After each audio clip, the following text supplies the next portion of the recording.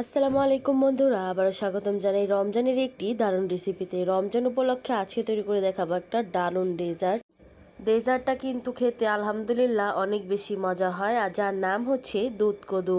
আর এই দুধ কদু রেসিপি তৈরি করার জন্য প্রথমে আমি এখানে নিয়ে নিয়েছি একটি কচি কদু বা লাউও নিতে পারেন আপনারা। তারপর ঢাকনা দিয়ে কিন্তু সিদ্ধ করে নিচ্ছে, আর অবশ্যই কিন্তু গ্রেটারের চিকন অংশ দিয়ে কিন্তু গ্রেট করে নিতে হবে।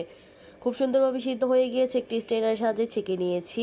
এখন একটি বলে আমি পানি দিয়ে দিচ্ছি, আর এখন দিয়ে দেব আমি দুধ। গুঁড়া দুধটা ব্যবহার করেছি, আপনারা চাইলে লিকুইড দুধটাও ব্যবহার করতে পারেন, তবে গুঁড়া দুধ দিয়ে তৈরি করলে খেতে ভালো লাগে। এখন দিয়ে দিচ্ছি আমি ঝোলা গুড়, চাইলে বাটালি গুড়টাও কিন্তু গ্রেট করে ব্যবহার করতে পারেন। খুব ভালো করে দুধের সাথে গুড়টা মিশিয়ে নিয়েছি। এখন দিয়ে দিচ্ছি তেজপাতা, এলাচ, লবঙ্গ আর পরিমাণ মতো লবণ দিয়ে আবারও কিন্তু মিশিয়ে নিচ্ছি। একটু সময় করে কিন্তু মিশাতে হবে। এখন দিয়ে দিলাম এখানে আমি চালের গুঁড়িটা দিয়ে কিন্তু আমি আবারও মিশিয়ে নিচ্ছি। দেখতেই পাচ্ছেন খুব সুন্দরভাবে মিশানো হয়ে গিয়েছে। এখন কিন্তু আমি সেই সিদ্ধ করে রাখা কদুটাকে দিয়ে দিচ্ছি, দিয়ে কিন্তু আবারও দুধের সাথে খুব ভালো করে মিশিয়ে নিয়েছি। মিশানো হয়ে গিয়েছে, এটাকে পাতিলে ঢেলে কিন্তু আমি এখন চুলায় বসিয়ে দিয়েছি। এখন কিন্তু অনবরত নেড়ে চেড়ে কিন্তু রান্না করে নিব।